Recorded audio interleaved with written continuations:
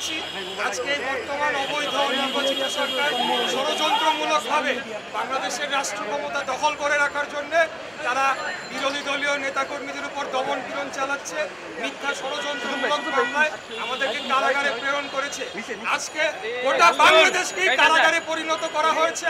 এই অবৈধ সরকার তারা বাংলাদেশের জনগণের উপরে বুকের উপরে মানে গুলি চালিয়ে আমাদেরকে হত্যা করে, আমাদেরকে মিথ্যা মামলায় জেল কারাগারে প্রেরণ করে বাংলাদেশকে দখল করে রেখেছে, বাংলাদেশকে লুটপাট করছে, বাংলাদেশের ব্যাংকগুলোকে লুটপাট করেছে, বিদ্যুৎ খাতে লুটপাট করছে, সমস্ত কিছু ধ্বংস করে ফেলেছে।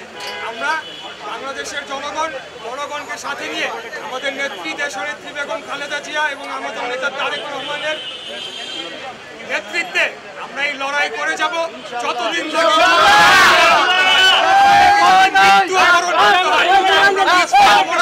এই দেশটা আমাদের, এটা কারো বাবার দেশ না। রাষ্ট্রের মালিক জনগণ। ৭১ সালে মহান মুক্তিযুদ্ধের মাধ্যমে এই দেশকে স্বাধীন করা হয়েছিল একটি গণতান্ত্রিক রাষ্ট্র প্রতিষ্ঠার জন্য। আজকে এই সরকার বাংলাদেশকে গণতন্ত্রকে হত্যা করে একদলীয় সরকার, একদলীয় রাষ্ট্র ব্যবস্থা কায়েম করেছে। এটা বেশি দিন চলতে পারে না, চলবে না। এরা জনগণ